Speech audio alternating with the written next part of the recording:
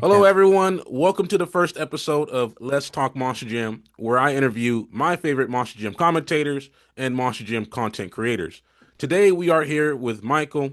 His YouTube name is Who's Ready for Monster Jam, and I have been watching him since January of this year, and I think he provides his own unique commentary sprinkled with some of his own opinions of the sport we all love and enjoy.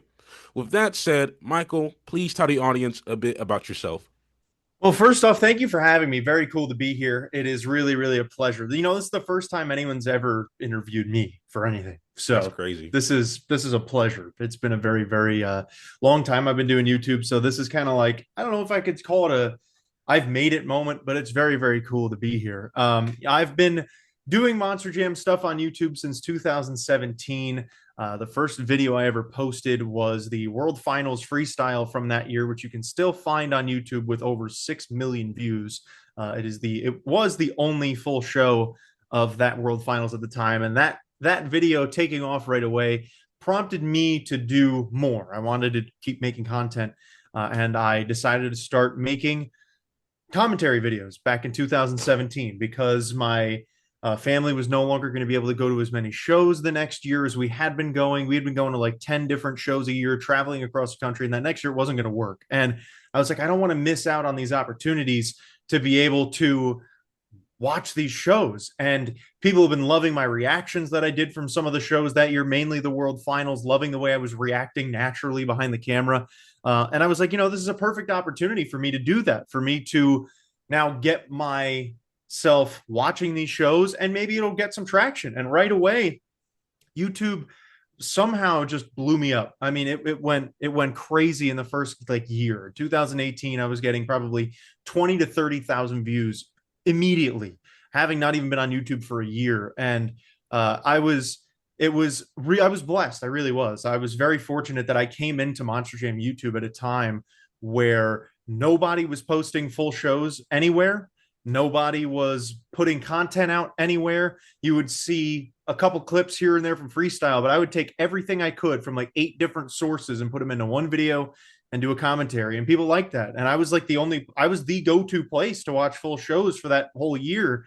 And it's crazy how far things have come. I mean, I've had to unfortunately step away from YouTube twice. That has caused my channel to drop severely in following. I mean, like I said, I went from getting 20, 30, 40,000 views of commentary to now getting 1,000. But I'm also happy with it because I know that the people who are watching me love my content. And those 1,000 people are people who have been there since day one, or even people like you who have come along the way and are going to watch every video and appreciate it. And that honestly, the 1,000 loyal subscribers means more to me than 20, 30,000 people who just tuned in for one video and didn't really care about what I was doing. So that's a little bit about my Monster Jam life, and been a fan since 2008. It's probably important to talk about that too. Been watching the sport for now 17 years, which is pretty crazy. I've been to 8 world finals, been to over, gosh, I have a number written down somewhere, but like over 170 shows. A lot of that came from working for the sport for a full year. So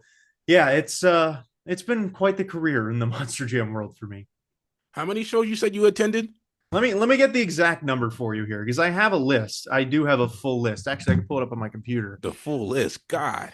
Yeah, well, I a good friend of mine told me to keep track because before I started working for the company, he told me, he was like, "Listen, you need to start keeping track." I have a full list of every single show I've ever been to with every lineup from every show I've been to.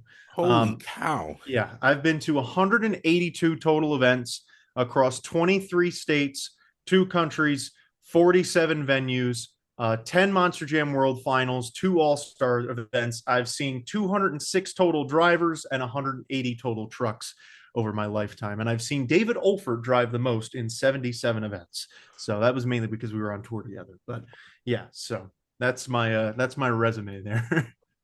What was those two countries that you went to go Well, see? U.S. is obviously one that I got to go to Canada. I did an event in Calgary, so it's nothing crazy, but still, it's 2 countries and it counts nonetheless. So That's a lot of shows and that's a lot of drivers, man. That's a huge commitment. yeah, yes, it is. That's more committed than I am. Hey, I mean, listen, it took me It took me until 2023 to reach 100 shows, but I worked over 60, 70 shows that year for Monster Jam. So that just took my numbers and practically doubled them. So that helped a lot. I don't even think I hit even 20 in my whole lifetime. I mean, everyone's got to start somewhere. I mean, it's tough to get a lot of shows in. It really is. All right. With that said, I got the number one question here since you were talking about, your first experience. What was your first Monster Jam experience? Wow, I love this. I love the questions. These are awesome already, and this is the first one.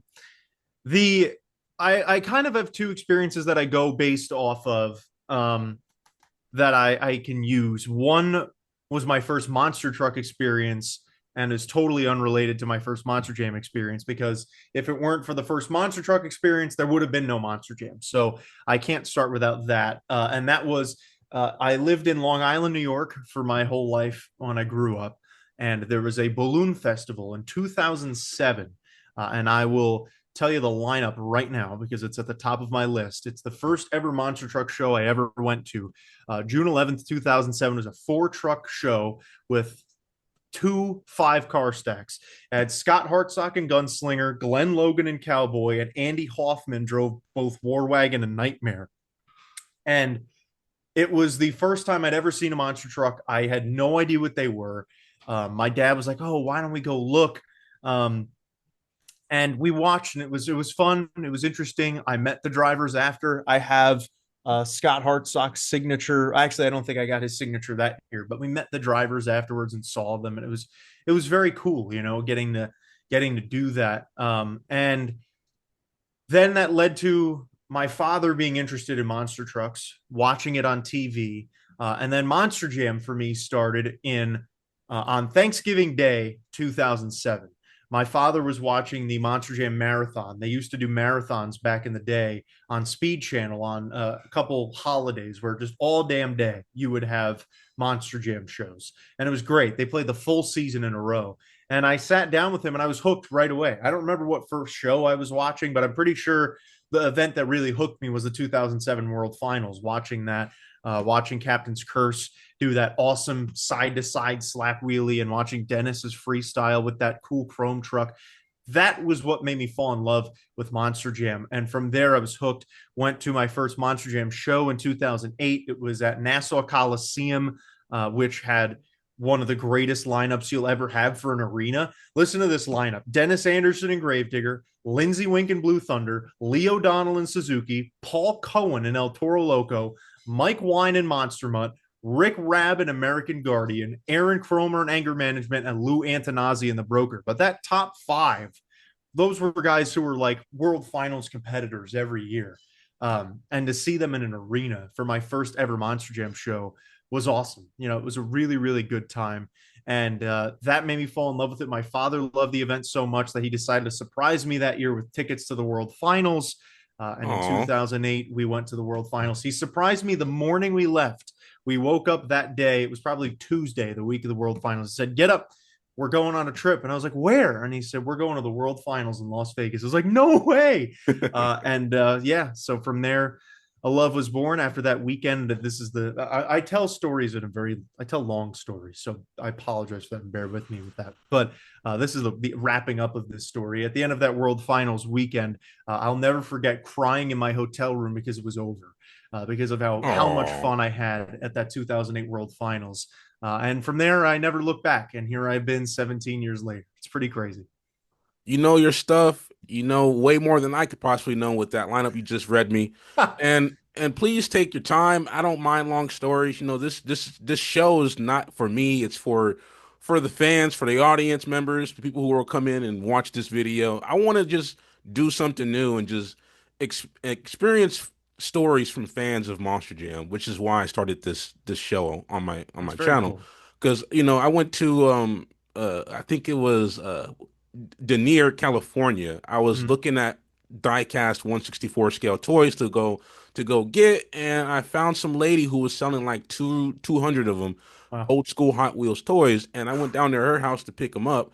And she was a huge super fan. I think she said she went to 15 World Finals Wow. altogether, and she stopped going recently, like 8, 7 years ago. And Yeah. I like to hear people's stories, man. I like to hear people talk about their experience with Monster Jam, what they love about the sport, what they hate about the sport. And the lady had so much to say. So please don't mind taking a minute to tell your story because Of course. I'm learning some new things about you. I'm learning some things about these diehard mega Monster Jam fans, and that's what the show's about. So please don't worry about time constraints. I ain't got no time constraint. We got time Me today. neither. Me That's good to neither. hear. I love it. And it's really cool that you said one of your first shows that you watched was, I think, 2007 World Finals, because Yep. I think that was the first thing I saw on TV, because that's all I remember from that year, that Chrome Gravedigger. Yep. I think it was that particular year that I was like, man, well, this is pretty cool. Me and my brother. Mm. And my first experience with Monster Jam was going. So we lived in the Bay Area. We lived in Fremont, and my grandma's house was in Richmond. So we would always pass the Oco Coliseum, Oh and they wow. had this big giant electric billboard out there. And one day it flashed that, hey, Monster Jam is gonna be here. I was like, hey, yo, Dad, can we go there? My dad isn't like your dad, where he was like, oh, my son's like Monster Jam. Let me get into Monster Jam too, So, like he dragged me and my brother there, and I just loved the noise of the engines. Back then I was actually scared of the trucks because they were super loud, man. I would cover my ears, and I was just like, God damn, they're so loud. Yeah. So that was my first experience. So it's just interesting to hear yours, and it's just we can just talk about the sport all day. You probably would know way more than I do with what it sounds like with the stories you're telling me, which is kind of crazy. The lineups, the exact trucks, and I'm probably by your standards a casual, which is fine. And it's just I don't know, it's just crazy to hear. Very interesting story that you just told me. My next question is this: what are your favorite hobbies outside of Monster Jam? Well, I've always loved baseball. Baseball has been my main love throughout my life. I actually know more about baseball than I do about Monster Jam. I'm a bigger baseball fan than I am a Monster Jam fan.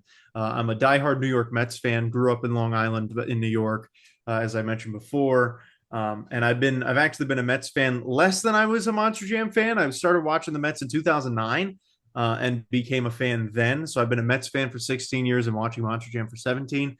But love that, and I work for the Arizona Diamondbacks, a Major League Baseball team out here in Arizona, which is very fun. But my main hobby really is I'm a drift car videographer. By at night, I guess you could say. I do baseball at day and I drifting at night. Where I go to these drifting events that are local out here at our racetrack, and I film them for the drivers, and it's become a really fun thing I've done over the last year and a half now. So yeah, that's my main hobby. I love going to the gym too. I don't know if you can consider that a hobby, but I mean that's just a part of my daily life. So yeah, that's a little bit not anything super crazy, but it's fun. I would consider the gym a hobby because most people don't even do that no more, including That's true. myself, even though I That's need to do it myself. Um, About drifting, I like drifting. I love it. When I was a little younger in my days, I'm in my mid 20s now, but I used to swing my Miata illegally out here on the streets and the yeah. parking lots. And when I Yep. got a V6 Camaro, man, I was smoking them tires. I got my first ticket actually by a cop. I was doing donuts in the middle of the night like an idiot. I didn't take it to the track, but nowadays, if I had the money and whatnot, I would take it to the track because Yeah. out here in SoCal, we actually Mm, have an event called Winter Jam. You ever heard of Winter Jam? I have. I've been to Winter Gym. I haven't been recently, but Winter Gym is one of the most amazing events I've had the pleasure to attend. And Yeah. maybe sometime soon I'll go back up there. And then down here in Stockton, we have these Stockton events that do drifting in the parking lot. Pretty cool. Nice. Out of all the things automotive in terms of racing, drifting is my favorite. Well, cool. That makes two of us actually. I I love kind of have drifting. grown to love it a little bit more. Well, I don't know about love it more than Monster Jam. It's hard to love it more than Monster Jam, but if I had to pick one or the other to spend a night watching, it would be drifting at this point in my life, which is crazy to say. A lot of that has to do with the way Monster Jam has developed over the years, but drifting is also relatively new for me. I've been watching it for probably only two, no, maybe 3 years now. It's been about 3.5 years I've been watching drifting, but it's the amount of talent that goes into doing that stuff is crazy. It takes so much more time get good at doing that. So that's why I've fallen in love with drifting over the years. But yeah, that's I'm glad you like that too. And then the Miata, perfect starting car. It's the great car to drift. Rear wheel drive, low power. You can huck that thing anywhere you want. So that's really funny. You can huck it, Yep. power mod added to it. I, Yep. I actually blew a hole in my block with how much I Oh, was drifting in it. Look, man, I'm not mechanically inclined, me so neither. I know how to do a few things, but if anything major happens to the car, I'm Yeah. I'm crapped out of luck. And Yeah. that Miata was my favorite thing in the world. I drove it far in between, and it was the easiest car I had the pleasure of working on. Believe it or not, I think the dude who created Miata said that the Miata is made to be worked on in your Mm, at-home garage, and that's a mm. very cool fact. I love the Miata. The Miata is one of the best cars I've had. I got my first one for $1,600 back in Wow. 2018, I believe, or 2019. But those Before they prices were popular. before they were popular and before the marketplace decided to let us know the average price for Miata nowadays for the same thing would be Yeah. like four, five, six Yep. thousand dollars. I'm priced out. I can't. I'm not getting a almost a 30-year-old car for that much. I mean, Yeah. Yeah. unless it's immaculately like maintained and whatnot. Yep. But with what you said about Monster Jam earlier, like how like it's turning out, my next question would be, what is your golden age of Monster Jam and why? I love getting asked this question, and people ask it all the time in my live streams and stuff. And I actually, someone asked me this question the other day, and I gave them two answers, and I'm going to give you two answers as well, because in my eyes, there's two golden ages of Monster Jam. Ooh, Um, 2007 through 2010 was the first golden age of Monster Jam. That was a time where everybody knew what Monster Jam was. I remember being in school in 2008 and 9 when I started watching Monster Jam, and I started going to shows and talking about it in school. And almost every kid in my school knew what it was. I would talk about it, and kids would know the drivers. Like some random kid who has never been to a show could tell me who Lindsay Wink was.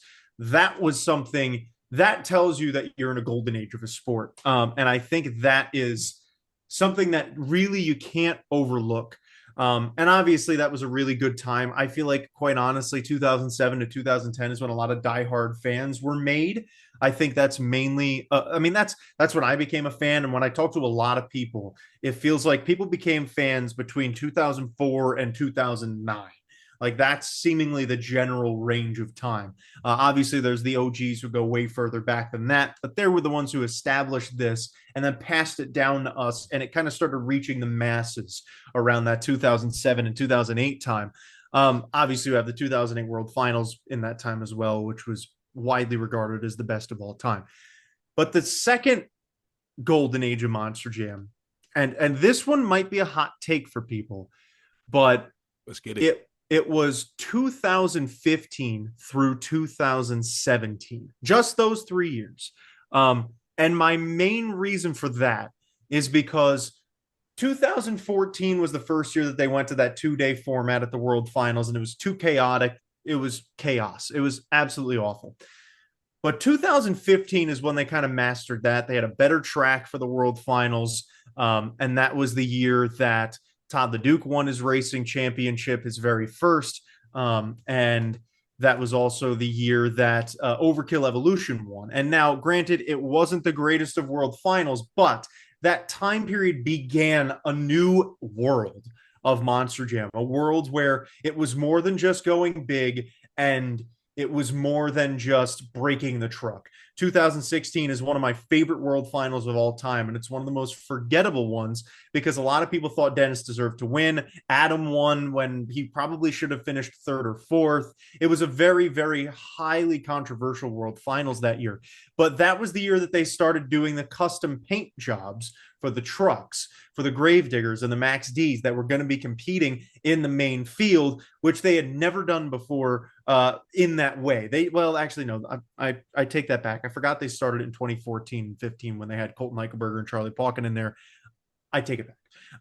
But that was the year they really, I thought, perfected it, by doing the purple Gravedigger with Cole Bernard, the orange Gravedigger with Morgan Kane. That to me was super cool. And that was a time where the Zoomies became the big thing. Most Monster Jam fans remember the time of the Zoomies where People were going crazy about the sound of the trucks. And then when Monster Jam started taking it away in 2017, people started falling in love with them even more. And 2017 was a year where so much stuff happened. It was the beginning of the two-wheel skills competition. It was the beginning of stoppies and bicycles becoming a commonplace thing where no one had seen them before, and now these guys are going out here and doing these moves on two wheels. It was That's the most transformative era in the history of the sport, which is why it has to be a golden era as well, because Monster Jam today would have been nothing if the 2015, 16, and 17 years didn't go down the exact same way that they did. We would still be staring at fields of trucks with 8 drivers who are going to go out there and get a 2 in freestyle. That's just what it was back in the day. And it's grown so much as a sport, and I look to those 3 years as the reason for that.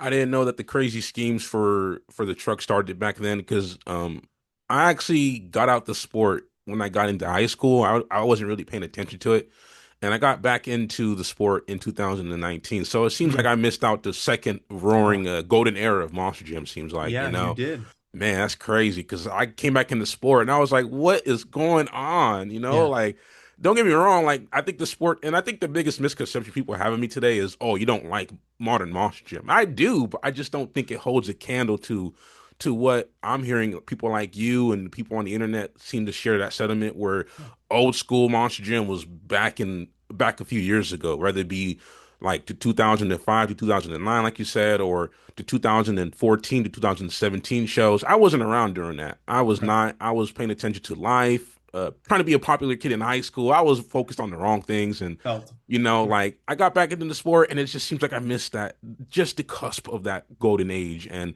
Yeah.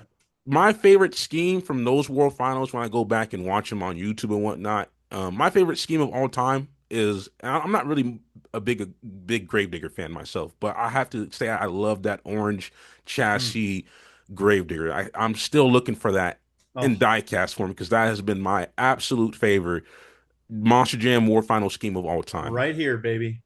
Oh Right here. man, I oh have it man. sitting on my desk at all times. It is literally right over me. And this is the Spin Master version. But Which yeah, one's better in your this opinion, Spin Master or Hot Wheels version of it? um I might get some flack for this, but I like Spin Master a lot better. I really do. What's wrong with Spin The Master? I don't know. I feel like a lot of people will stick to their guns and love the Hot Wheels stuff a lot. Um, I feel like, I mean, as someone who collected both for a very long time, Spin Master just captured that look. Like this looks like a monster truck. Hot Wheels was really cool, and everyone is such a traditionalist when it comes to that stuff. But yeah, nothing will top the way Spin Master's trucks look, in my opinion. Um, but I want to kind of piggyback off of what you said about some of the paint schemes at the time. Because I mean, I was there in 2016 when I saw that truck drive, and I didn't. It's funny because I actually have a really similar story to you. I actually dropped out of Monster Jam in 2014 and 15, but that was when I got into middle school. I went into middle school and I was trying to be all cool, and didn't want to be the weird kid who liked monster trucks. And so I stopped and I missed the 14 and 15 World Finals. And I came and I didn't really, I think we went to maybe one show over those 2 years, but then I came back in 2016. And my first show back was that World Finals. And the first freestyle that I see is Colvinard's in that beautiful purple. And I'll tell you one thing, you weren't there to be able to witness that. That truck was the prettiest gravedigger I've ever seen in my life. Like that thing was, seeing it with my own 2 eyes was an unbelievable experience. It was a beauty. The orange was cool, but I'm not gonna lie, the orange translates much better on camera than it did in person. The purple was the in-person truck that if you were there, you're like, oh my gosh, this purple is unbelievable. But yeah, that's it's pretty funny how you have a very similar story to me. It's too bad though that you missed such an important time of the sport. I mean, that 2017 World Finals was my favorite World Finals ever, and I am one of the few people who thinks it's the greatest ever. I remember sitting there in the stands watching Lee O'Donnell do a front flip in front of my very eyes, and I remember the feeling in my stomach as if it just happened yesterday of watching that truck tumbling over, and my stomach literally flipped with the truck. It was the craziest thing I'd ever seen in my life to that point. And it was utterly unbelievable. So I feel bad that you didn't get to witness that while it was happening, because that was, oh, what a time. That was a time to be alive in the Monster Jam world. It really was. Well, I do kind of, I don't know, like you said and I said, like just not focused on that. And it's crazy how far the sport has come since the days I stopped watching it. And in between that, those years of me stopped watching it, a lot of things have happened, like the removal of crush cars Yep. and the zoomies apparently and all that. I was not kept up on the lore of Monster Jam. Mm. I actually watched I think his name is Jackson. Jackson's channel. I can't think of his channel right now. Monster Talk. Yeah, Monster Talk. So his videos actually helped me kind of get up to speed with what was going on with Monster Jam today. And Yeah. going back to that World Finals, I actually love those. My two favorite schemes of all time when it comes to World Finals, at least pertaining to Gravedigger, is actually the orange one, but also the purple one.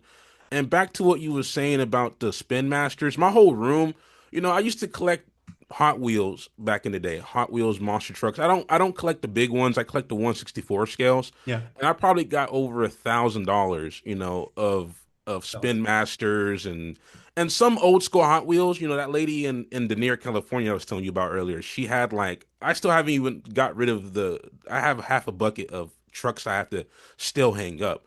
yeah. But I'm on a mission, to collect all the Hot Wheels and Spin Master 1/64 because I used to collect them when I was back in elementary, and for some reason, my mom was like, "Hey, you need to throw those out." I don't get Mm. why she did that, but I was like, you know what? She passed away like 6, 7 years ago. Rest in peace. But I told myself it's my mission Yeah. to collect all these Spin Masters because I love the Spin Masters, and I don't know why it's a hot take. In my opinion, I believe Spin Master is actually better at creating Yeah.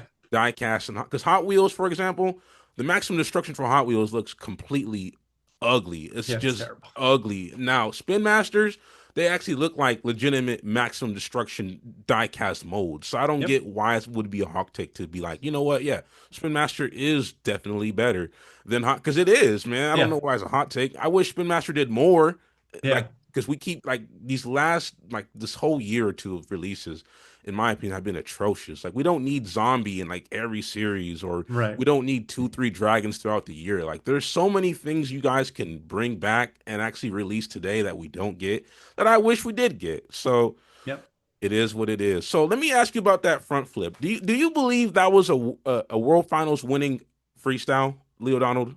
Um, See, this is one of my favorite things to talk about in the history of Monster Jam because I always make the argument that if you were there, your answer was yes. Now, I do know some people who were there whose answer was no.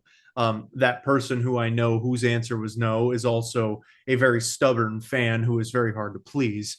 Um, but pretty much anyone that I know who was in that building that night and felt that feeling I didn't matter what happened in the rest of those 2 minutes. That was the coolest thing I have ever seen in my entire life. And that is true to this day. That I am 24 years old and there has never been anything cooler that I've ever seen than Leo Donald's front flip.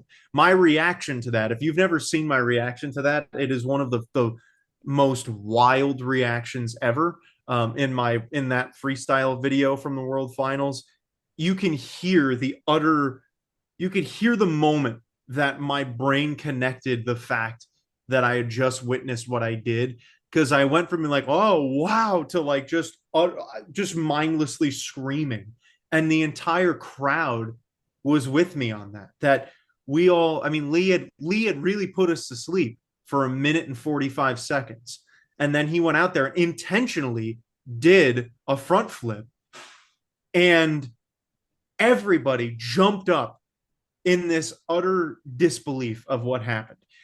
Obviously, as a Monster Jam fan, Neil Elliott had the better freestyle, and there's no doubt about that. Neil Elliott's freestyle that year was probably top five, top 10 best freestyle in World Finals history. And it's a shame that it was not given a championship because of the year it was in. Any other year, that's a freestyle championship run. But that year, I can't give it to him. I just can't. And I'll never change my mind on that. The feeling of watching that show and watching that moment live will never be topped ever. And it deserved it because of that. That is the one of the few times that I will say one move will determine a whole run and deserve to. I ain't gonna lie, I was not one of those fans that were obviously there. As I stated, I wasn't in Monster Jam. But when I go back and look at that time in history, I even had a friend of mine outside the sport, recent, like maybe 2 years ago, send me a clip of not Neil, but Leo Donald's front flip. Yep. So with what you're saying, I can see why you feel that way and a lot of people feel that way. And when I look back at that World Finals in particular, that freestyle competition, I'm one of those people that believe Neil should have won it. But with what you said, I can understand why people would be like, you know what, you had to just be there. Yep. The audience, the energy, seeing that moment in time. Because I do believe his run was lackluster. But Yep. if I was there, because look, man, we all know Tom Mintz was always trying to do the front flip. And what's crazy and ironic is the first front flip didn't need the little special ramp, Yep. didn't need no special preparation for it. This dude who was trying to do a front flip for years had a front flip done by someone who just got lucky and gunned the gas and flipped that trunk forward, and it was Yep. perfect. It was Yep. you couldn't ask for a more perfect front flip. So No, you couldn't have. And I love I love that you said that because I it gives me goosebumps thinking about it because that move, there were a million different factors that went into that move going down the way that it did. And there were, out of all the things that happened, all it took were one thing to be 1% different, and that move wouldn't have happened. He would have rolled into the stands. He wouldn't have done a front flip because the first off, the perfect angle that he was at on that power wheelie, if he was just 1 degree higher, that truck would have just pitched down and smacked into the ground. It would have gone up and then right over and never would have gotten that momentum. If he was too short, he would have caught the pond on the top and he would have rolled over that way. It was the perfect degree of slat wheelie to pull that off. If the other side of the ramp didn't have tons of mud on it because of the stupid pond that caused that entire corner of the track to be literally mud, then it would have been dirt and he would have landed and smacked straight into the wall when he landed because he came down so hard. But because it was muddy, it slowed him down enough that he didn't hit the wall. It was like, it was the most perfect move and it will never be done that way again, ever. Like, honestly, I remember in the year, because you wouldn't have even experienced this either, in the year and a half after Leo O'Donnell completed that backflip, all the way up to actually the All Star Challenge of 2019, people tried to replicate that front flip every single event they had. Drivers were trying to pull off the perfect slap wheelie. Adam Anderson, in almost every show after that, tried to do that move and never once could get a slap wheelie that perfect to pull it off. In the All Star Challenge of 2019, there were like 5 drivers who wanted to do front flips in the best trick challenge. None of them could even come close. And it's like, it's a true testament to how perfect that move was and why that move deserved to be the championship move. It just did. well, I'm kind of glad you broke it down that way because I'm like, why can't these drivers like replicate that? Wouldn't it be hard to just do a slap wheelie and then combo it into a ramp with your front wheels up? But I'm glad you broke it down for me, and I'm glad we have you here to do that. And that's actually the All-Star Challenge or Superstar Challenge I went to that myself was Oh, that you did? I went there and I was sitting on the fire side, I believe, where that triple bus stack was at. Oh, okay. And that I was was on the other side. the only time I went to Samboy. Something I've always wanted to do since I was a little kid. Yep. That was the first time I went. They closed it down, unfortunately. It is what it is, but I'm glad I got to witness a little bit of history Yep. being there in attendance. It was a great show, too. My apologies for cutting the audio there if you noticed. I'm new to Zoom and it let me know that my time was running out, so I had to put in payment info so I could finish interviewing Michael for this episode. With that said, let's get back to interviewing who's ready for Monster Jam. A lot of people do feel disenfranchised with what Monster Jam is doing today. And I get that someone said we're not the target audience. And that brings me to Monster Jam World Finals. Yep. And that's how I made my introduction into the YouTube sphere. It's just like my Monster Jam World Finals video. And I was just like, I'm pissed, guys. Like everyone else is pissed. I'm pissed. Everyone's pissed. I'm like, you know what? Let me make a video because I'm not gonna send shots here. There is just nobody on YouTube just talking. I mean, with what I feel like, they're not talking as strongly as I think they could talk. And I get Right. it. You have to tote that line. You don't Yep. want to piss people off. I get that. And I'm learning that because I understand my delivery was harsh. It got people thinking that you're just a rage baiter. It's like, no, I'm not a rage baiter. It's just we all see that they have made changes to the sport that a lot of people don't like. And Right. if you say such things, it's like, oh, you're a hater. Why are you watching Monster Jam?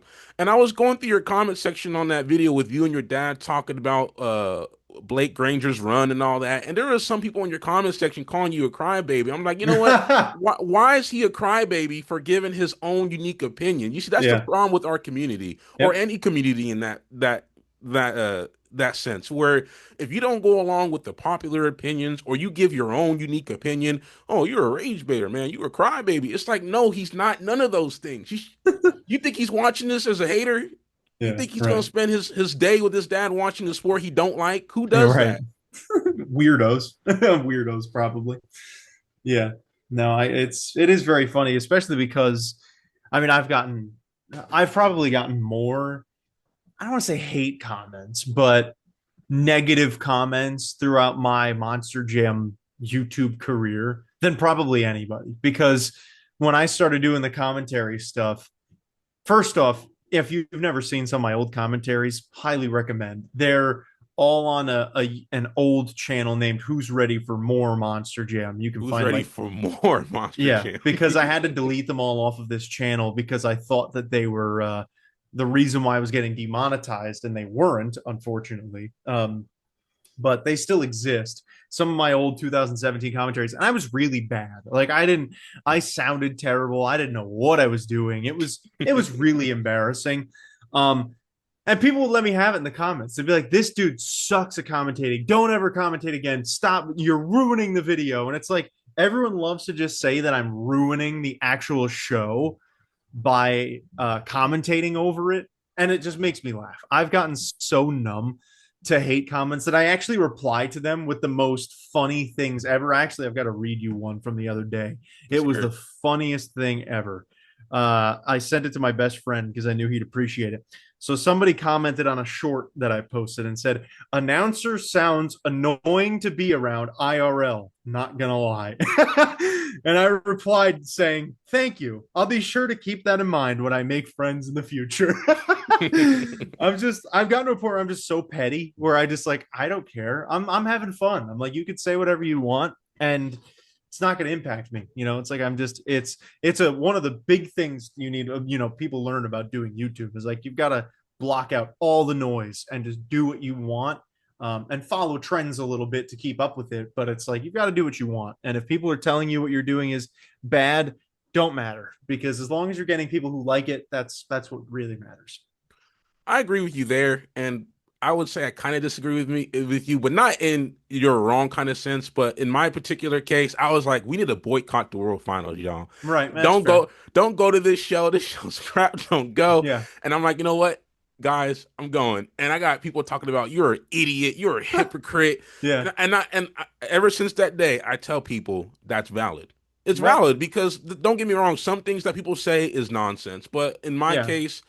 I get why because my most popular video on my channel is like the World Finals has been dismantled, where I'm just like, don't go to this Right. show, and I ended up going because you know if you're on YouTube, I'm just honest. If you're on YouTube, everyone's end goal is to at least get monetized on YouTube, Right. and Monster Jam content for my channel because I always go to shows and I record a lot of clips, but I don't ever post those clips on social media.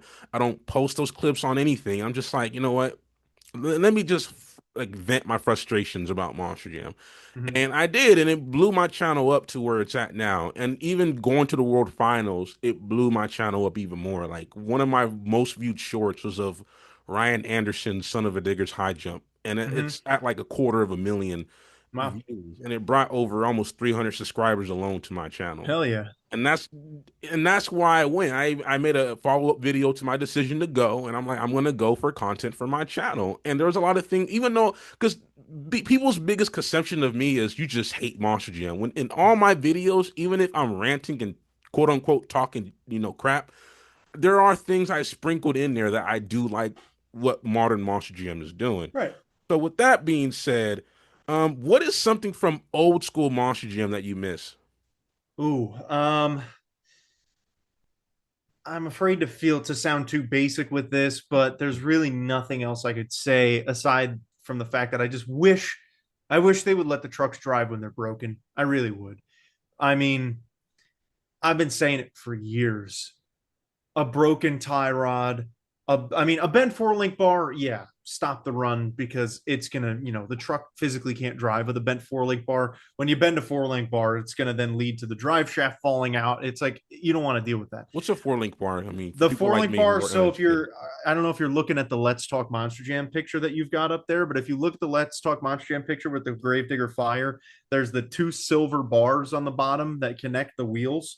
You can see below the exhaust that I go see him. from side to side. Those are the four link bars. And so, like, if a truck jumps in the air sideways and lands on one side really hard, it's going to bend a four link bar. And when it does that, it shifts. It essentially like it peaks it up like this, and those bars are holding the wheels. So, or at least they're holding them where they're at. So when those bars are straight, the wheels are straight. But when one of them bends, it pulls that back wheel in. So it also then it doesn't really move very well. It causes a lot of problems with the truck when you bend a four link bar. That's the one thing that I'm like, turn them off. Shut the truck down when it bends a four link bar. It's going to lead to everything else in the truck breaking. You don't need to deal with that.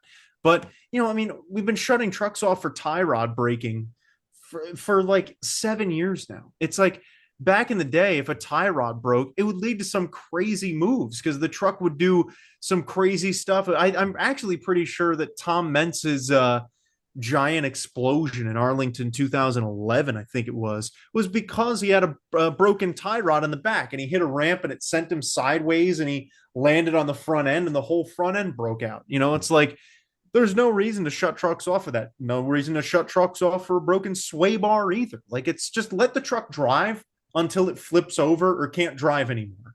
And that's something that has been so lost in Monster Jam. I mean, even like Zach Garner in the freestyle championship, I was thrilled that they let him keep going after popping the tire and doing way more damage to the wheel than popping the tire. But then they shut him off when the wheel came off. Back in the day, they would just let him keep going, like let him have fun. And I get it, it costs a little bit more money. What if he tears up the surface? That's totally understandable.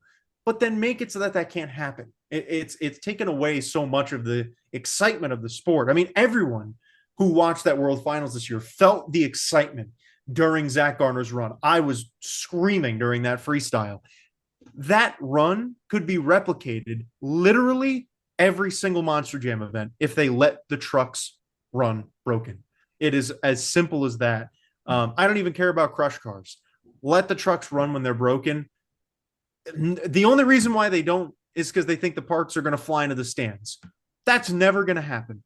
A tie rod is never going to snap off and fly into the stands because it broke off. It's more likely to do that doing what Colt Stevens did at the World Finals and stuffing the truck in, and the parts actually went flying. Yeah, I seen that. If like I don't know if that was a tie rod that flew off, but I think it was. that metal piece just went flying. Yeah. And I think that's why a lot of people felt that Zach Gardner's run should have run and like won.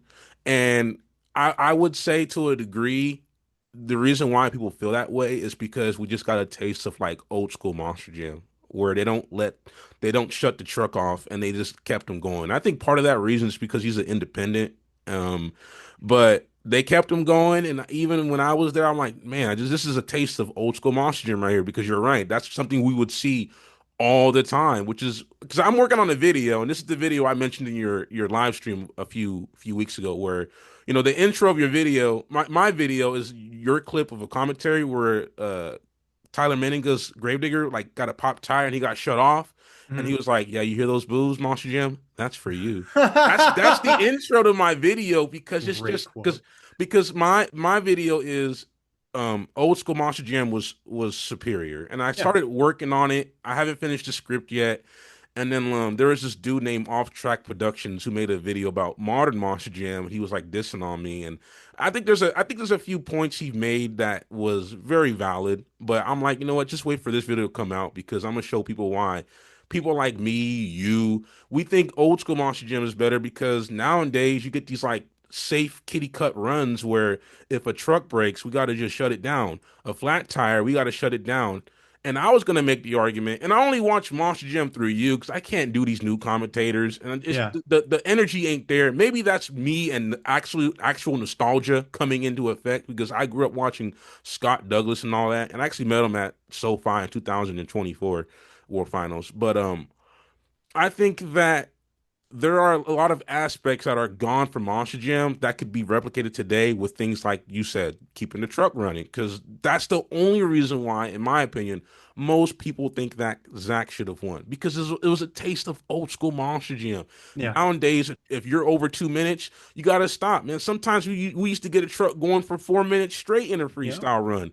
And then you would have the commentators like, this is for you, fans. Nowadays, it's just like, okay, guys, the show's over, get out. Yeah.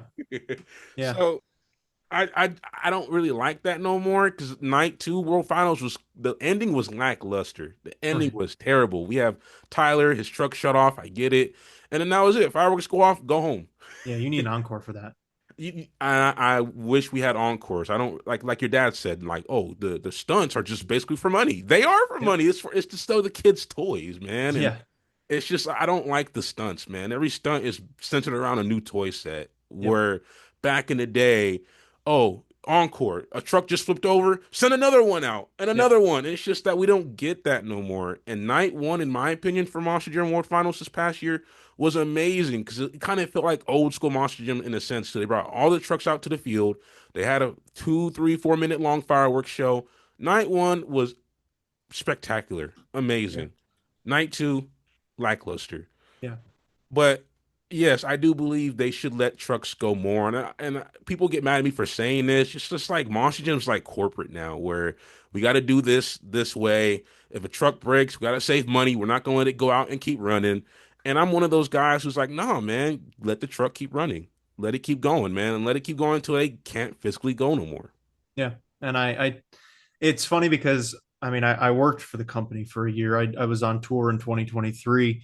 And, when you're in that atmosphere, you get, I heard all these people talking about it, about how, when trucks break, shut them off. What are you looking for when you need to shut trucks off? And, you become so programmed that when you see anything break on the truck, I'm not even kidding, for an entire year. I mean, I wasn't a tech official, but if I saw something break on the truck, I was immediately radioing to the tech officials to let them know something was broken, so that they could shut the truck off. I mean, like it was, and it's just funny how when you work in that space, everyone is under that mindset because it's just the way it is. Everybody is so focused on we need to do this show in exactly 2 hours and 5 minutes or less, or we've not done our jobs right, you know, or you're asking for trucks to not break. And if it does, it has to be shut off right away to prevent further damage. And it's like, you get so accustomed to that if you honestly felt like if you let that truck run with a broken sway bar or whatever, or broken tie rod, you felt like you weren't doing your job. And it's fascinating how we actually became programmed to think that way.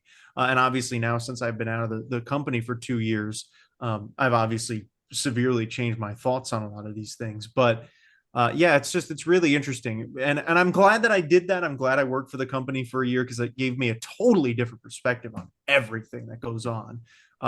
It made me hate the tech officials a lot less because I know that it's really not their call to shut trucks off. Everyone always blames the tech officials. Tech officials rarely shut trucks off. It's usually the production stage manager or the tour manager who does the shutting off of trucks, because the tech officials are usually fans. They're usually fans like us who grew up being fans. Not that the PSMs and tour managers aren't either, but they're more focused on getting their job done, the PSMs and tour managers, where the tech officials are like, sometimes they'll be like, oh, I didn't see that. Keep on rolling, baby. And then the PSM will shut them off. It's like, it's just really funny the things you learn doing stuff like that, working in the company. And Yeah, totally changed my perspective on that stuff entirely. So what was it like working for Monster Jam? It was, it was a lot of fun. It was a dream come true for me. I mean, I auditioned to be a host in 2022 in the fall. Got a call back. I was in the final call back for the hosts in 2000 in 2022 with uh, seven people. It was me and I think six or seven others. Three or three or four of which actually went on to be on tour hosts. Karina was. Sinquel became one that year. Ray was obviously became a host. Uh, Ray was it was really me, Ray, and one other guy to get the male hosting job, and they gave it to Ray. But they said, we really like what you know about the sport and we see you as a future host, but for now we want to get you in the company. So they brought me in as a competition manager. And the competition manager job is hands down the most fun thing in all of Monster Jam. And I've got to kind of cut myself before I go, not cut myself off. I got to cut myself off a little bit before I go on an absolute 30-minute just talk about working for Monster Jam because I could do an entire other episode on that, but I'm not going to bore you with all the details. But in general, it was a lot of fun because being a competition manager is the most fun job in the world. You are the one who enforces all the rules for the show. You call every race. I was an arena competition manager, so we didn't have a timing system. So I would stand on the finish line and call the race winners. And you also run judges zone. So anytime those scores would come in, I would be running Judges Zone on my phone and I would hit the button to open the scoring. And then you see the scores pop up. It shows you how many people voted and it gives you the score. It's super cool. It's a really awesome system. And it's like, I have people who still to this day tell me they think Judges Zone is rigged. And I'm like, I've literally run it myself. It is not. I've been the one doing it. I've tested it to make sure it's not rigged. It's not rigged. Um, and it's just really cool the things I got to do. I got to work the World Finals that year. I was the competition manager at the World Finals. I knew who the 2023 freestyle champion was before anyone else because I saw the score first. And it's like that was a really cool thing for me to know. I was like, oh my goodness, Colt Stevens just won the freestyle championship, and I got to tell everyone on headset who the champion was. It's like really really cool stuff. And there's, so like I said, I could talk for literal hours. There's certain things I can't say about it contractually still, but um there was just so much fun that was had doing that. The connections you make with the people you're on tour with. I mean, me and Ray were roommates that year. Ray, the for those who don't know, Ray, the stadium play-by-play host, one of we were roommates that year and we became like best friends. We spent 5 months together living in the same hotel room for 4 or 5 days a week. I mean, he just called me last a few days ago after the World Finals was over, and we haven't talked in like 6 months. And it was as if we picked up right where we left off. And that's the kind of thing that Monster Jam grew for me. I've made some real lifelong friends doing that. And some that I talk to almost every day because of that job. And it is an experience that I'm glad I did. It was a lot of fun, and it was certainly a really, really good time while I had it. That's cool, and that's really interesting to know, and very new perspective on me. What is a? I think you said the person who used to, this goes back to the story you was just telling me earlier, like the production manager. You said what's the name of that again? Yeah, that's the production stage manager. So that person, when you're on a tour, there's a chain of command. There's the tour manager, who is the person who's in charge of the whole show. But the production stage manager does all the heavy lifting. They're the one who um, tells the tech officials to turn the trucks on. They're the ones who hit the green light to start the races. They're the ones who hit the red light. They're the ones who um, they're essentially the man in charge. Like you can kind of compare it to a construction site where you have the guy who oversees the whole construction site but doesn't really get his hands dirty. That's the tour manager. The guy who is like the head of all the construction guys and is getting his hands dirty but gives all the direction. That's what the PSM does, the production stage manager. They're the ones who pretty much call all the shots. So yeah, that's what that job is. For sure, for sure, for sure. Very, very insightful. I didn't know there was this huge chain of command. Yeah, I'm outside looking in. I just thought it was okay. The tech officials, the people who yeah, are the tech officials, the one that wear yellow out there. yes, All right, for yes. sure. I know that some of those people are really like good fans. I think I found someone's account. I don't follow them, but I think he was a tech official. So it's cool to see that, there are actual fans that work there. And, Oh yeah. you know, I would if I could, I would love to work too. I would love to work for Monster Jam. If anything, I would love to drive my own monster truck. I think wouldn't we all? Yeah, But we would. it's cool learning the few things I'm learning from you right now about how Monster Jam and its inner workings comes to when it comes to like a stadium or arena tour. Yep. Very very insightful. Um, with that said, next question here is, let's see. Name the best World Finals post 2018. Oh, um, well, obviously your goal here is looking at post Vegas. I mean, to me, it's really a no-brainer. It's got to be 2022 World Finals 21. Um, it was the first World Finals after COVID, and gosh, that was honestly, I'm not even kidding. I think that was the only good World Finals after it left Vegas. I mean, 2019 was okay. Jimmy Cretin winning was a really big deal. Two wheel was really boring. The fans kind of screwed everything over in two wheel. Uh, Lindsey Reed kind of didn't deserve to win freestyle. So that's a that was an okay World Finals from a content standpoint, but the winners were kind of whatever. Um, but 2022 was just awesome. It's like you had racing with the over under track was the coolest thing ever. I mean, that was just, oh, what a beautiful idea. It led to the greatest final round race of all time between Brandon Vincent and Ryan Anderson in the mud. Just the best thing ever.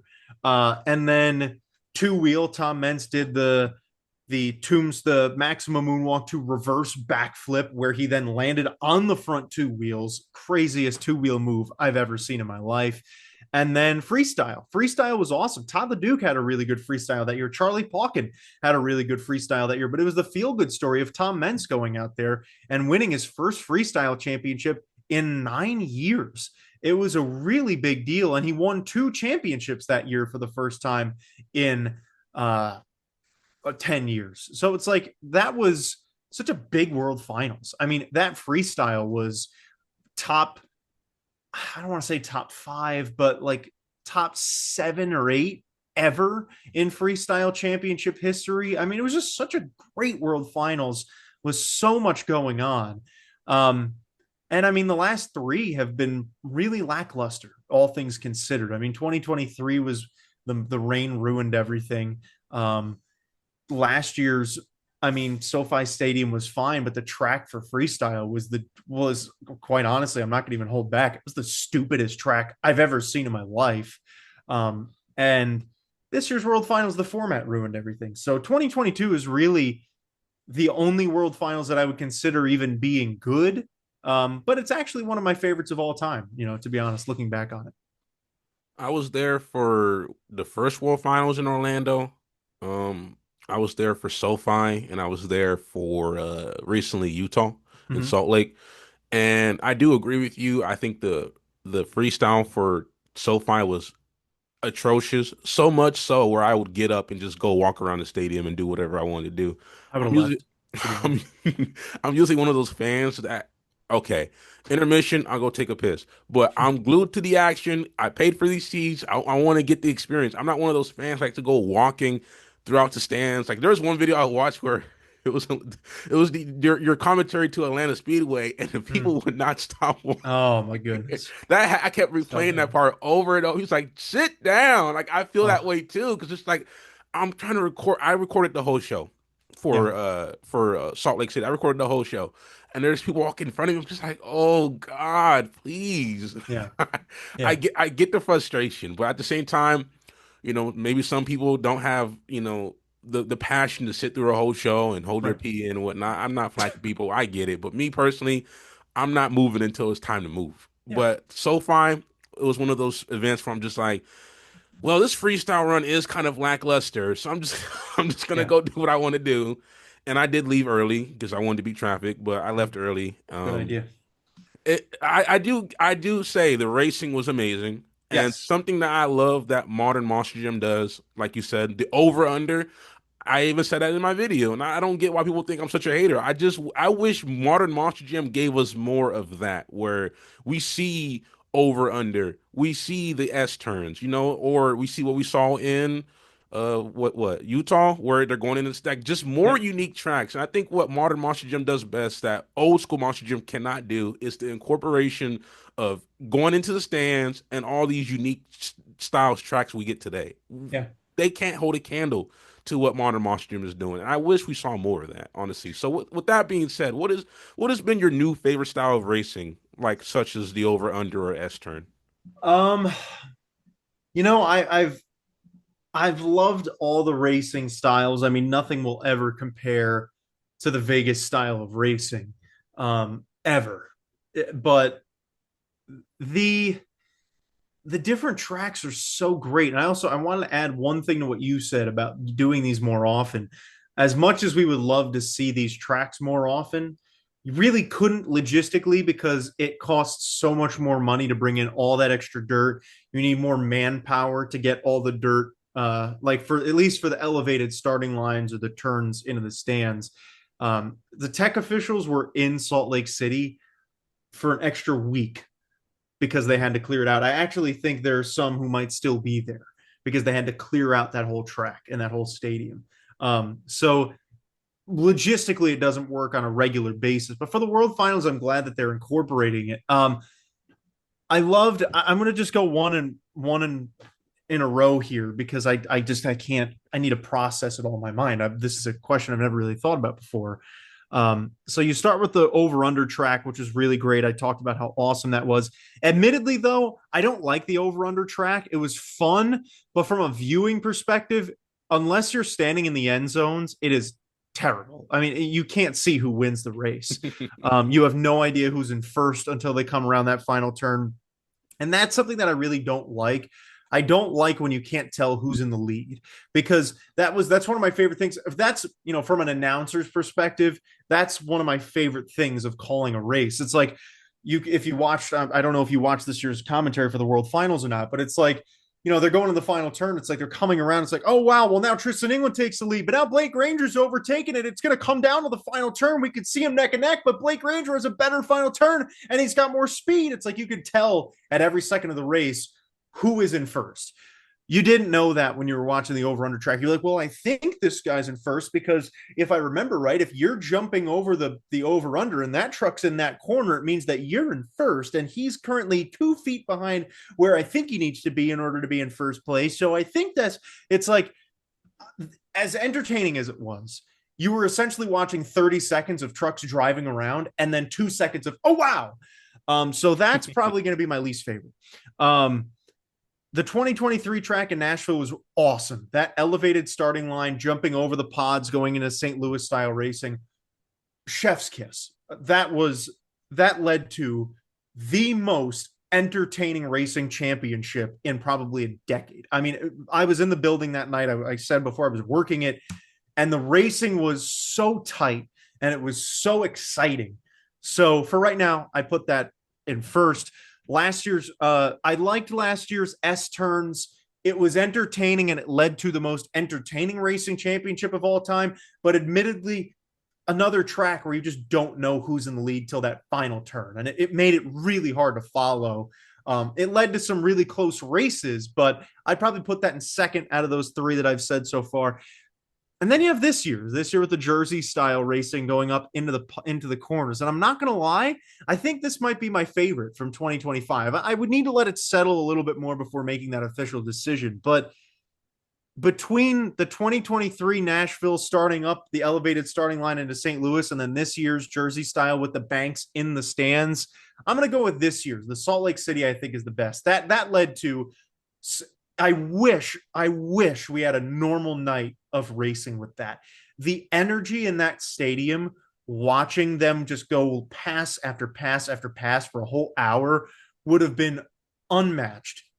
And I wasn't even there and I could feel the energy. The only reason why I feel 2023 was as good as it was because I was there. I felt the energy.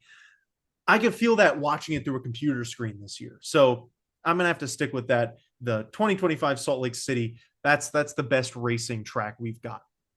Yeah, racing was pretty good. I was there myself, and Unfortunately, the format did ruin, in my opinion, day two's racing because there's a lot of people in the first round that were robbed of everyone just kept spinning out in that red lane it was, I think it was, Yep. and everyone just kept spinning out, and I'm just like, man, like, when it rained the first day, I was kind of upset because I was on my way to the stadium and it was pouring. It was pouring. I'm just like, this is why people were upset with the format because it's Yep. like you can't predict the weather, but the day of it's raining. Yeah. But the unsung heroes of that event is the track crew. They Yeah. really did a good job drawing it up, and I think it made for perfect conditions for racing. It was some of the best racing I've saw, Yep. and I really love the elevated starts such as Nashville or the one I went to. 2019's Orlando. I love it. You know, it's all fun and games. I really love enjoying it. The energy was well. I got my lady into it. She enjoys it. We were both over here screaming our lungs off. Very great racing, very great action. And I got to say that New School Monster Gym really does a because my question wasn't like, oh yeah, like for like in terms of we can get more often. I don't mean like the elevated starts or the elevated bank turns. I obviously know you can't get that on a weekly basis, you Right. know. I was just more pertaining to like the S turns or the over and Yeah. under Understandable. for sure. So, and I had another question for you about World Finals because you was like, okay, you wanted me to stay post World Finals out in Las Vegas. What was your best World Finals pre 2018? Well, I kind of talked about it before a little bit. I was there in 2008 for, like I said, was what was widely regarded as the best ever. Um, and I was also there in 2017 for the one that people consider the second best ever. Uh, I'm gonna stick with 2017 though. I always get so much hate for this, and I back it down every single time. I always will back it up. Um, 2008 was awesome. It was a great year, but you think back to the 2008 World Finals, as great as it was, try and think of some of those wow moments that came out of that year. Yes, you've got the Don Creighton move, you've got the Monster Mutt Dalmatian jump, and you've got the Taz jump. Outside of that, though, there wasn't much else that I can remember that took place at that World Finals. Granted, those are all great moments, but 2017, you had also, not to mention 2008, we saw John Seasock win back-to-back racing championships. That was a pretty big deal. But 2017, we saw Ryan Anderson win his first ever World Finals championship. He won racing that year, and that was a really big deal. You know, I mean, think about already, we're at a point now where Weston has not won one yet, and everyone's starting to go, well, when's Weston finally going to get that done? Well, it took Ryan 5 World Finals to get it done. Um, that was a big thing in of itself. I also loved it because I predicted Tristan England to win the Young Gun Shootout that year, and he did. So that was pretty cool. And then freestyle. I mean, freestyle had so many wow moments from the very beginning. There was obviously the Neil Elliott run was huge. Jim Kohler's run was unbelievable that year, where he popped the tire and he was just going insane. And then the front flip. I mean, you compare right there, you have 3 wow moments compared to the 3 wow moments that we talked about from 2008. 2008's best wow moment was Adam's triple bus jump. You compare that to the front flip, it's not even close. The front flip's better. You have Don Creighton's save in 2008 compared to Neil Elliott's reverse backflip. I'd say push, maybe give it a little slight edge to Don Creighton. Then you go the third best wow moment being Chad Tingler's triple bus jump compared to Jim Kohler's insane air. Maybe a slight push again to Chad Tingler there, but still, it's like they were so close. And when I'm saying a slight push, I mean it could go either way. So then it comes down to really that top wow moment, which the front flip wasn't even close. I mean, it was way more entertaining than anything we saw in 2008. But again, I feel like the people who think 2008 was better were the people that weren't there. But again, there are some people who disagree with that. So I don't know. 2017 will always be my pick. And I know I spent a lot of time talking about it, but it's just a lot of people don't understand why I say that. And I feel like that was the best way I could have described it. Me personally, I don't get why people consider 2008 the best because I have my own personal favorites, and my personal favorites for World Finals was 2009, 2010, Really? Wow. solely based off the track Bold. design. Fair. Okay. Oh, I'm only basing it off the track design. Now, in terms of what we got in freestyle, I don't know, man. I haven't, me personally, I haven't watched all the World Finals ever. Like Yeah. I'm a super casual in some people's opinions, I guess. Right, where I've only watched a few shows in their entirety. One being 2017, Yeah. one being 2019 because I was there until my dad wanted to leave because of thunderstorms. We gotta leave because of thunder. It's like, Valid. Yeah. man, I missed the best part of the show. Yeah, you did. Um, I know. In 2023, not 23, 2024, I was there. Me personally, when I'm just talking about World Finals in terms of, because every year has their own set of wow moments, and you are right when it comes to 2008. It's just, oh yeah, they three people did jumps off the triple bus stack, and for the most part, that was when Monster Jam was full of just lackluster runs, in my opinion. Where Yep. Definitely. like we get more high energy runs today than ever before. And back in the day where we had independent city, basically, not a lot Yep. of trucks didn't want to go hard. And I saw on Instagram recently, like, oh, we need Alan Pizzo back in Monster Jam. And someone Hell said, no. someone, someone said, don't bring him back because even as a kid, I ain't never seen him do one jump. Like Never. that was like memorable. I'm like, you know what?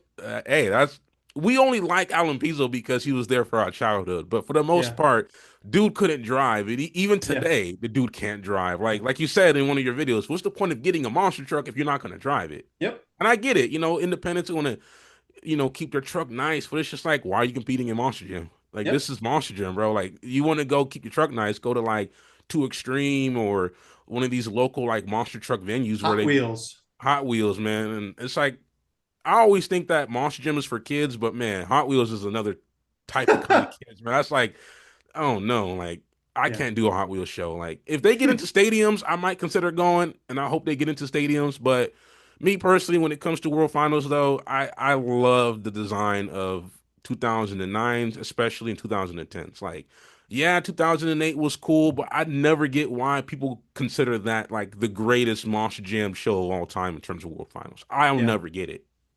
Because there's more better years than that, Yeah. especially in terms of obstacles and what you get in freestyle nowadays. Yeah. I agree. I totally agree.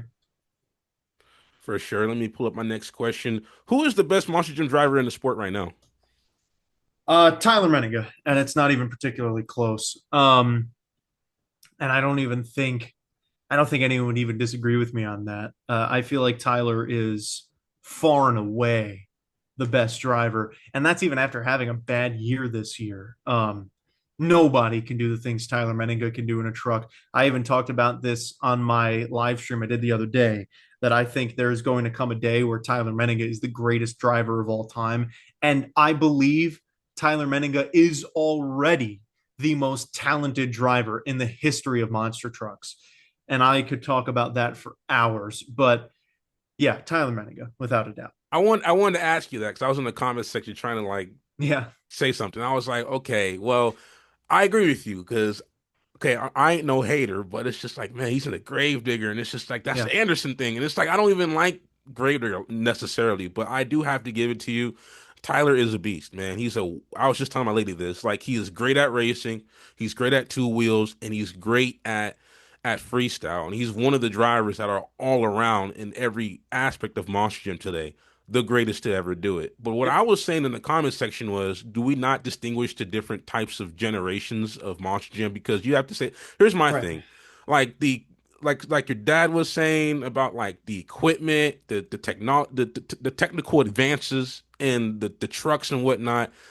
Some of the things we see today, in my opinion, wouldn't be possible back in 2008, for example, 2011, And I was hearing that two-wheel skills, I don't know how true this is, but they were saying that they were testing some of the two-wheel skills in the simulator before they actually brought it out to the real world. And yes, okay, I didn't know if that was true or not. So I would have to say a little pushback to your thing is, do we not distinguish the different generations? Because of all time, I agree with you to an extent, but it's just that, well, 2010 wasn't a year where none of that was possible until they yeah, actually tested it out in the simulator, and then we get Syracuse's run of yeah, Not Adam Anderson, Ryan Anderson's run at Syracuse, where he popped it into a moonwalk and then showed us that okay, maybe this is possible. So, do yeah. you think, with that being said, do you think that it's still a fair assumption to believe that Tyler would be the best driver of all time?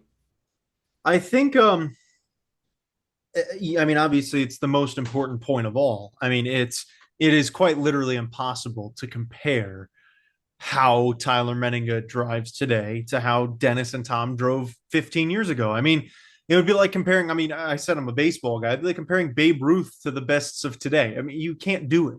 It's impossible. It was a different time, and there's actually no way of knowing it, which is it's why it's funny because it's such a silly conversation that we have of like, well, who's the greatest of all time? It's like it happens in every single sport, and it's we always everyone loves talking about it, myself included, because all the hypotheticals are so great. But at the same time, it's like it's physically impossible to compare because we'll never know. Would Tyler Menninga have stood out 15 years ago? Would Tom and Dennis stand out today? There's no way to know because the driving style is 100% different. But I will say, Tyler's driving style is so ragged edge already in a day where they are handcuffed so tightly as a driver for what they can do. I could only imagine the things Tyler Menninga would have been doing 15, 20 years ago without any handcuffs on. I mean, that is what makes me think about. I think he would have been equally as dominant as Dennis Anderson was back then. I mean, it would have been hard to imagine anyone being any better than that, at least in modern Monster Jam, if they were put back in that day. I mean, even Ryan Anderson was driving at that time, and he wasn't able to be that good alongside his father or Tom Mentz. You know, we physically don't have the ability to look at that with Tyler Menninga. So it's hard to tell. It really is. It's a strong caveat that you physically can't truly analyze. You broke it down pretty well because even like you said, you had, Ryan driving back in the day and he could even hold a candle up to his dad. You had Adam driving who couldn't hold a candle to his dad. And you make a very good point. And yes, it was funny when you said the drivers are handcuffed because they are. And even with him being handcuffed, he is still pulling off fantastic, crazy moves that nobody has seen today. Yep. I don't know what stadium it was, just when he did that jump, and I think he landed on his nose, and then he turned the whole truck around, Minneapolis. and he backed that up into a moonwalk. Like that is the type of control for that is Yep. next level. So I do have to give it to you. The way you broke it down perfectly. I got to give you your flowers, man. You really broke that down because it's like like you're talking to someone who's a super casual by people's standards, and it's just that, yeah, you know what? He is right. He's speaking. Hey, he's out of line, but he's right. Yeah, right. So Yeah. that goes into my next question. Name a driver that adapted to new school Monster Jam. For example, a driver that excelled in two wheel skills that came from old school Monster Jam. Wow. Ironically enough, the answer to this question is someone we've talked about a lot today and no longer drives. But that would be Leo Donald. Leo Leo Donald, Donald. Oh yeah, Leo Donald. God. Um, and it's actually, to be fair, there's nobody who was in old Monster Jam who went to the new style of Monster Jam and did well at all in the two wheel competition or anything. Leo Donnell, I don't know if you would have seen it because based on what you're saying, I don't think you had. When the two wheel skills challenge became a thing in 2017, no one knew what the heck they were doing. Everyone was trying these stoppies and sky wheelies and whatever, and it was terrible. Well, 2018 came along, and clearly some drivers have been practicing in the off season. Well, Leo Donnell went out there after winning the freestyle championship the year before and was throwing down minute long stoppies every event. He would get on those front two wheels and he had to be told to stop because he couldn't get off of them. Like Leo Donnell is the greatest stoppier moonwalker in the history of Monster Jam. And it's Tom Mentz isn't even better than him.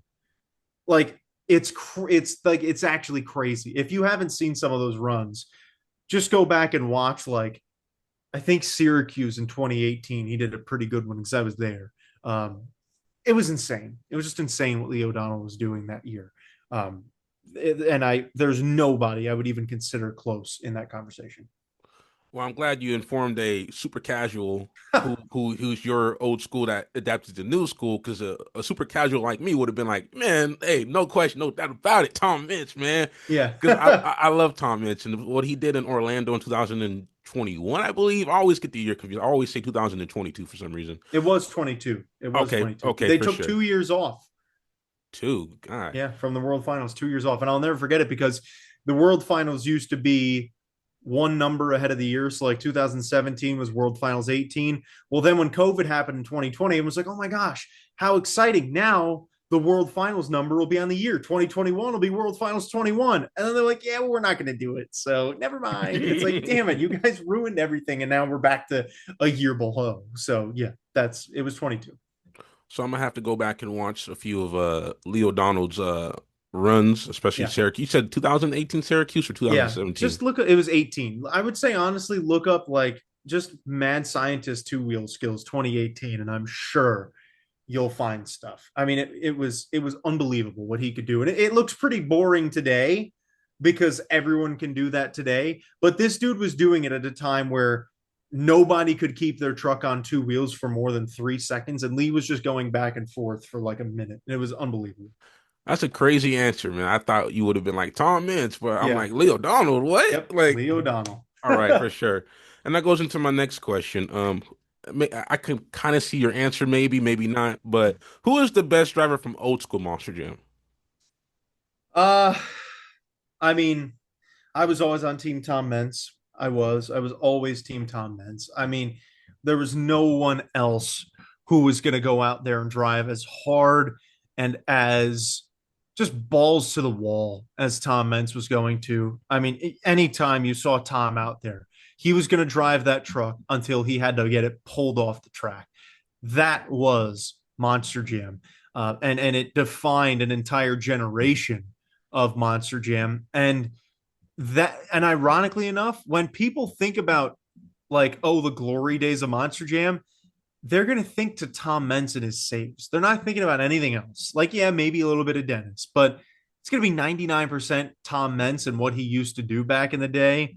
So, as much as I love Dennis and I respect him, I was always a Max D guy. I have to stick with Tom Mentz.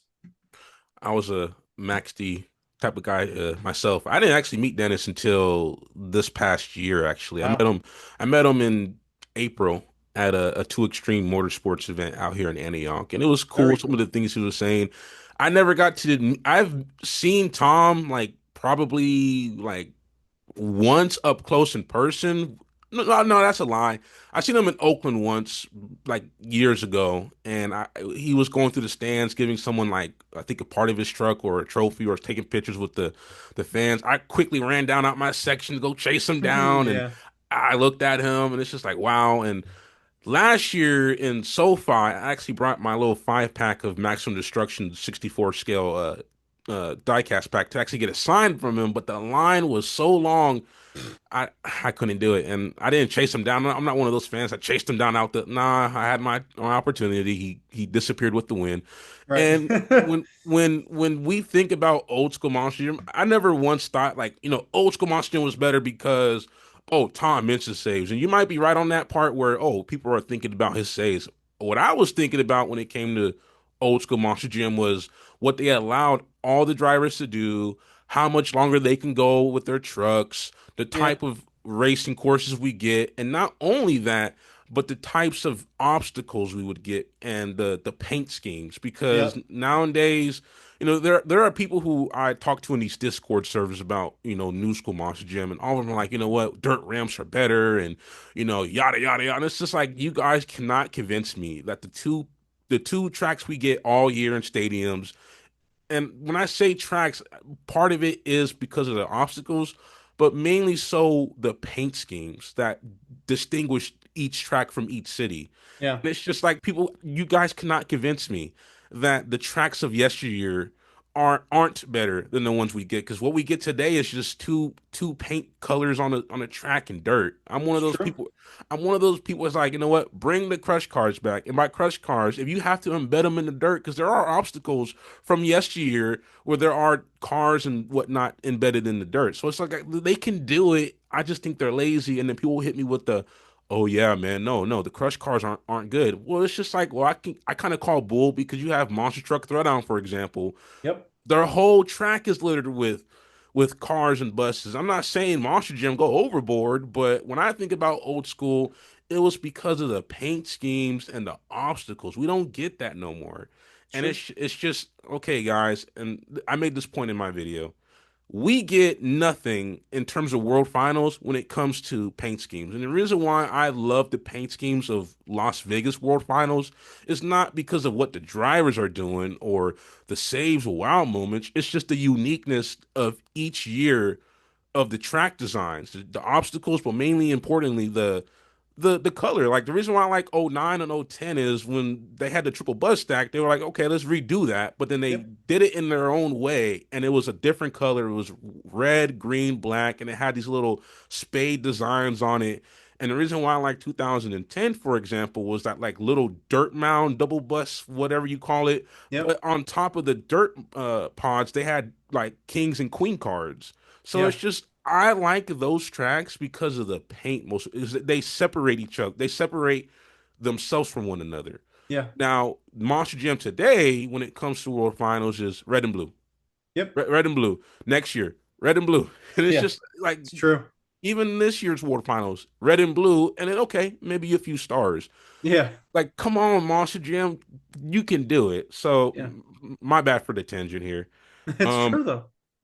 because it's just because you're a passionate old school fan, and this is why I created the show. I'm learning new things from you. I'm like hearing the unique opinions you have. And my lady was like, "You can't ask these people the same questions." Well, I can ask them the same questions because each answer is going to be different. Yep. I Like, totally agree. like for example, we've been on this thing for almost 2 hours, for Yeah. example, and it's Yeah. just that some of the things I'm hearing, I love talking to fans, man. I love talking to fans. You'll always get a different answer. You can ask the same 15, 20 questions, whatever, and you're always going to get a different answer. Because I Yep. thought you was going to say for the old school driver, I thought you was going to say, yeah, Tom Ince, Yeah. but Right. you said Leo Donald. I was like, Yeah. what? Yeah. Caught you by surprise. It did. And I got one final question for you. Okay. What do you think the future of Monster Jam is? Oh, that's a loaded question. Oh, Let's hear it. very loaded question. And there's a lot of things that I think are going to happen um, that I don't want to happen. And I also don't want to, I don't want to talk into existence and I also don't want to say. So there are certain things I won't say because I just don't. I want to hear it though, man. Like we got time. Like if you got to There are go on your certain, tangent, go on your tangent. I want to hear it, man. it's I more love than you. it's more than a tangent. It's more of like stuff that people don't want to hear. And stuff that could get me canceled that I Is, it, don't want to say. is this a hot take? That's yeah, it's more than a hot take. It's cancelable stuff that I don't feel like saying. But I will say a lot in the regards that I feel like Monster Jam is just headed down the wrong path in a lot of ways, and I feel like last year was such an awesome year for the sport. 2024 was the best year in terms of the regular season in probably maybe a decade. I mean, it was the amount of stuff that happened last year was unbelievable. And then this year, they made tracks that were way worse. Um, I even remember when they tested the Stadium Series Red track in Houston last year. And I said, this track sucks. They better not use this track. Use the other one that they used the week before. Well, they didn't. They chose not to use the best of the three test tracks, and they used the worst. Um, I just feel like Monster Jam doesn't care enough about what the fans think anymore. And I know a lot of people who work within the company who will get really angry at me saying that, but it's just true. And anyone who works in Monster Jam who thinks that Monster Jam cares about the fans, the actual fans first, they're lying to themselves. It's not true. I mean, it's the sport is heading down a path where it's going to become too mainstream, it's going to become too predictable or too repetitive, where we're going to be at a point where the last three World Freestyle Championships now have been so forgettable. That is the most important show of the year. It is the most important freestyle of the year. And the last three freestyles in the world finals have been terrible. And it's an unfortunate thing that Monster Jam has kind of dug themselves into this hole by just trying to be too perfect. They're trying to appeal to too many people. They're trying to appeal to the wrong people. Um, they should be trying to appeal to you, not me, because I'm going to stick around no matter what, and not little Jimmy and his family, because he's never coming back. They should be appealing to you, the fan who is not necessarily a diehard, but still loves the sport enough to watch. And they need to listen to what people like you say, because genuinely, people like you are the ones who are going to keep this sport alive or kill it. It's as simple as that. It's not to make it political or bring politics into it, but if you think about politics, when there's a presidential race, there's always like, well, there's going to be 45% one side and 45% another. It's about swinging the 10% in the middle to one side or the other. You're in that 10% in the middle that can control the outcome of this sport and how it goes in the future. And I think it's really sad that Monster Jam has gotten to that point. I mean, if you told me 15 years ago that we'd be saying Monster Jam could die one day, I would say you're crazy. But it would not shock me if 10 years from now Monster Jam doesn't even exist. It really wouldn't. And that's even 2 years ago, I would have told you you're crazy for saying that. But here I am. It's just they're doing the wrong things, and I think they've done a couple great things too that are awesome, like bringing the old school Gravedigger trucks back. Phenomenal. That was an awesome idea. But at the end of the day, they have to be better about listening to what the fans want more. If they have a perfect opportunity next year with the World Finals going back to Salt Lake City, being on the 4th of July weekend, fix the format. If Monster Jam doesn't fix the format next year, it is going to prove to every single fan that they couldn't give less of a crap about what we think. And that is going to push a lot of people away. I'm going to go to the World Finals next year if they put the format back, or at least I'd like to.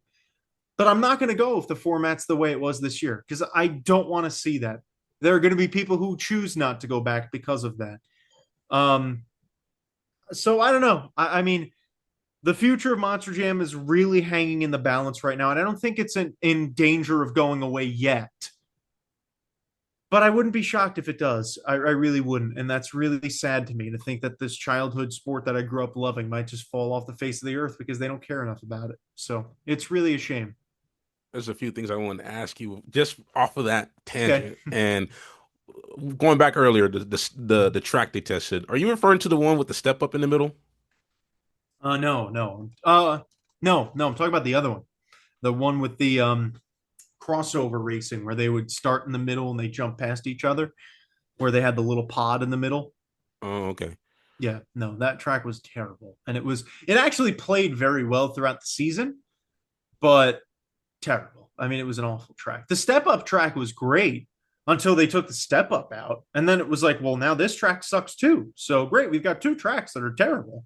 So I thought the pod one was good. The step up one was my least favorite because I posted a picture on Reddit. Like, how do fans see this and get excited? yeah, And you're right. Like some of the things they like the step up, for example, when they took it out, it's like that track looks bland. Like yeah, if you told me that this is the tracks we would get 10 years ago, yeah, I'd look at you crazy. And another thing I would look at you crazy is if you told me we got a literal skateboard as a truck of like oh three inches of fiberglass, I would look at you crazy. I call it the Home Depot special truck because it's like literally like a 2x4 with big truck yeah. tires on it. Don't even get me started on that absolute hunk of garbage of a truck that they made.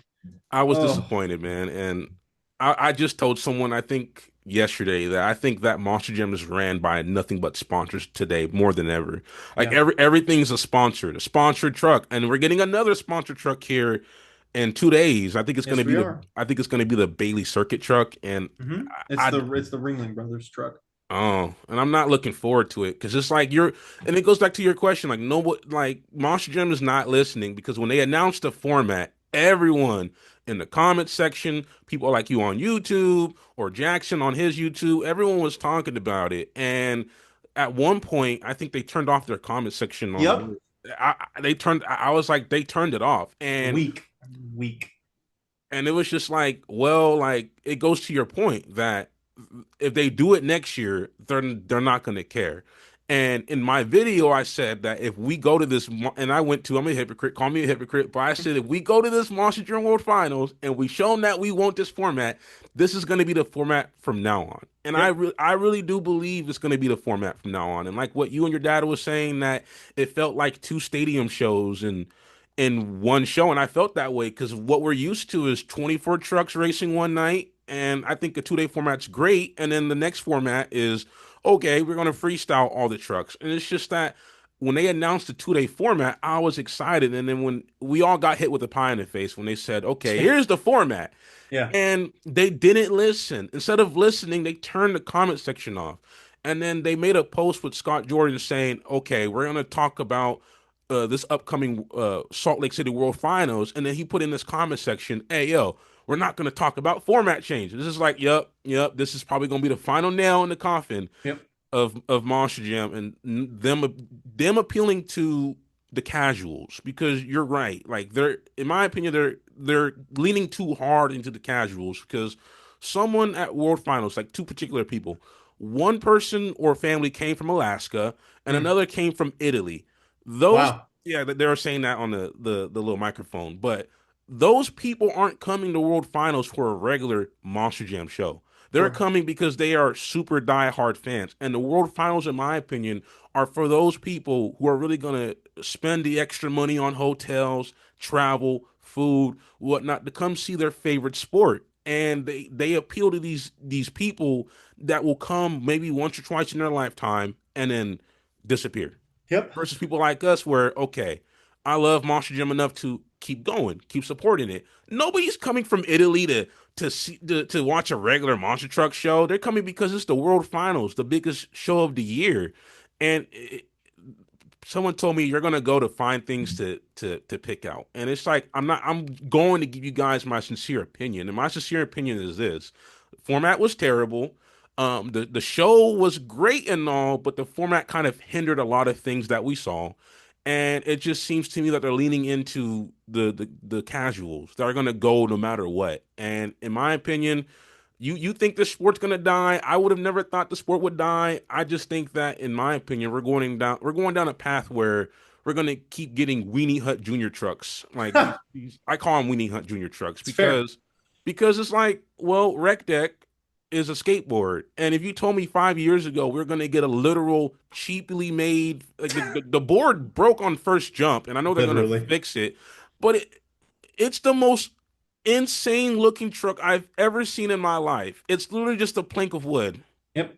literally. And It's then the stupidest thing ever. it is, and it's just like there's a lot of live trucks. There's a lot of diecast I have in my room. There's like I would love to see Jambulance or Tempest Steege or maybe that Pouncer looking cat truck that came out to diecast. There's so many live trucks they could make, but they do stuff like that, and it's just that you guys love Rec Deck because it's a new truck, or do you guys like it because it legitimately looks like a great truck? Right. Yeah, exactly. But that's all the questions I have for you, and I would love to pick your brain more, and maybe we can talk later, another day or so about some hot takes because it seems like 'cause I really I like watching you because you provide a fresh breath of air, given your honest opinion. And a lot of Thank you. people don't do that. And that's what gravitated me towards your channel. I was like, man, this guy seems like he really cares and he's giving some hot take. I don't consider like I don't know why this new generation like says that like an opinion they don't like is a hot take opinion. Yeah, it's I like what? I don't like that. But I watch you because it's like you provide something unique. You know, your commentary, you interject your own opinions, and that's what people have problems with me. Like, why don't you just say what you want to say without your own opinions? Then Yeah. why would I say anything at all? Right. It's I don't true. I don't want to be like every other commentator on YouTube that just reports the news. I'm not sending shots, but It's true. it's just I'm not trying to appease the whole fandom. I'm trying to appease people who think and know that Monster Jam isn't perfect. And just because we don't think it's perfect, it doesn't mean we hate and dislike the sport. We dislike things about it, but we're still fans. And it's just like you don't go with the popular opinion. You're a hater. Why do you watch it? But I do want to say I thank you for your time. I really had a Of great course. time. I'm gonna get editing this video. It's probably gonna take a while because it's like a 2 hour long video, Yeah, good luck. but Godspeed. but I really enjoyed having you. I enjoyed listening to some of your stories, and Thank I you. appreciate you for your time and giving us a insight in your brain and how you feel about the good and bad of Monster Jam. Well, thank you. It was a pleasure to be here. It was a lot of fun. I'm really looking forward to seeing it come out because there was a lot that we discussed. I'd be happy to do a hot take show. I think that would be a lot of fun. You could have once you do all of these interviews with people, you could have all of us back in like one hot take show. That would be really cool. So just That would ask be pretty everyone, dope. yeah, ask everyone their feelings on a hot take. I think that would be great. I just I, gave you an idea right You there. you gave me an idea, and I think I'm gonna have to do that. And I would love to bring a whole bunch of people on this show that just give their hot takes because I know we have a lot of hot takes. I know there's people out there who don't want to say them because they don't want to be lit up. But Right. we're not just saying these things because we're not passionate. We're saying these things because we love the sport. Like Yep. who would just I don't want to be graphic here. Who would circle jerk each other about, oh yeah, like opinions that we all know and love? No, Yeah. these are the conversations that need to be had, man. Because it's like I'm not trying to circle jerk. I'm trying to connect with people. We can disagree, agree, and have an honest intellectual conversation about a sport we all grew up and love to watch. Yep. Totally. All all right, Michael, that's going to be it. And I appreciate you for your time, and you have a good rest of your day, man. Thank you, brother. Appreciate it. All right, take it easy. You too. Hits keep coming like the beats we drop. Oh yeah, telling stories, cut the fake, can't stop. Oh no, living out loud, every move is bold. Keeping it 100, that's the goal. Lay it down, each moment we own, baby. Authenticity in the life we've shown. Crazy, speak the truth in every story told. Put the real back into this online gold. Always win fake reviews, baby. We